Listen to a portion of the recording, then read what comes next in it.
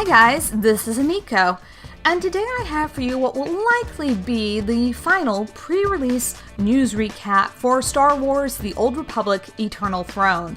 It's been a few weeks since my last major recap, and that's largely because there hasn't been a ton of information to share with all of you.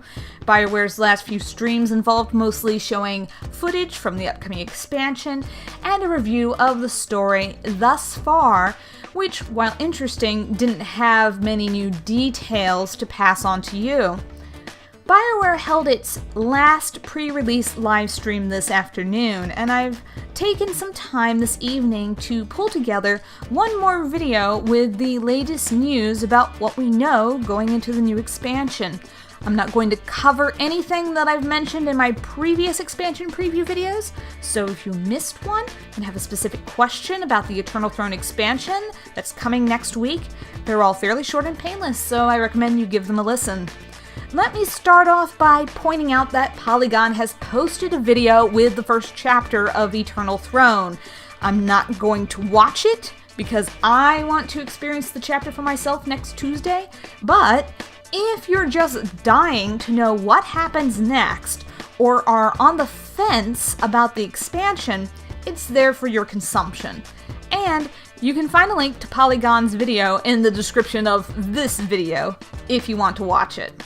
In the same vein, last week BioWare released a short story titled A Mother's Hope, which provides a deeper look into the relationship between Valen and Sinya, and addresses some things that aren't going to be directly dealt with in the game. Mostly it's there for those of us who like story content and want to understand the deeper psychological aspects of the game's characters. Again, there's a link in the description if you're interested in reading it. Now, on to some of the new things that have been revealed in the streams over the past couple weeks.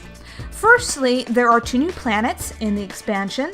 These are not full planets at this time, simply areas that are specifically for the chapters, but the team has indicated that they may be interested in turning one or both of these areas into daily quest locations in the future, which is something I think many of us would welcome. These 2 new planets are Iokath and Nathema. Iokath is a new planet to the Star Wars universe and a fully mechanical artificial world that surrounds a star. Basically, it's a Dyson sphere. Nathema is the birthplace of Tenebrae, and for those of you who aren't all up on your Star Wars and Revan lore, Tenebrae is Valkorian and Vitiate. Yes, they're all the same person, and this is the original planet this guy came from. And guess what? It's a completely dead world, just like Ziost is. Anyone else noticing a pattern here? Also in the new expansion, you'll be visiting some of the planets that you destroyed star fortresses on in the Fallen Empire expansion. Voss was specifically mentioned, and apparently whether or not you've disabled the Voss star fortress does have some bearing on how the chapter progresses for your character. So if you've been holding off on completing the star fortresses, you might want to take care of that. The other big thing that happens with these expansions is, of course, updates to individual classes. It's a bit unwieldy to go through all the class changes, so I've decided to include links in the description that will take you to each of the class-specific posts, because most of us are generally interested in only the classes that we like playing. So if you have a question pertaining to a specific class, that is your best source for getting information about it. Finally, let me talk about some of the things that were revealed in today's live stream.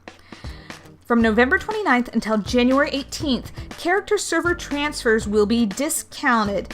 You will be able to transfer from one server to another for 90 cartel coins, or if you want to transfer from one region to another, i.e. from a UK server to a US server, the transfer cost will be 150 cartel coins. If you feel as if your server is dead and you want out, now is a great time to move. Secondly, There are some new gameplay elements that we will be finding in the new chapter, such as piloting a walker, going undercover as a Knight of Zakul, and even piloting a mouse droid. Sounds like fun to me. Also, once the expansion comes out, there will be a 20% command point boost item that you can buy on the cartel market to speed yourself along through these galactic command levels. It's basically going to be an experience point boost. Not so much expansion related, but of note are these next things. In today's stream, BioWare unveiled the 5th anniversary rewards, including Stronghold artwork, decor items, a Senya Holo Trainer, which is pretty darn stinking cool, a Celebration Jawa, which, yes, will meet the infamous Party Jawa requirement of a certain achievement on Tatooine. So if you missed it way back in the day, now's your chance to get one and to get that particular achievement. And finally, the Coruscant and Drummond Koss strongholds will be on sale once more this year for a mere 5 credits, because it's the 5th year anniversary, so of course, it's 5 credits. Finally, BioWare revealed at the very end of the stream that a Wampa companion will be available for purchase on the cartel market for the annual Life Day celebrations, which is pretty stinking awesome actually. And that is the current news regarding the Eternal Throne expansion. The next live stream is loosely scheduled for sometime in December or January, and if there's anything worth passing on to you that's new information, you can bet I'll be making a video. As always, thanks for watching, and if you found this video informative, please give it a like, maybe subscribe to my channel, or follow me on Twitter. I hope to see you again.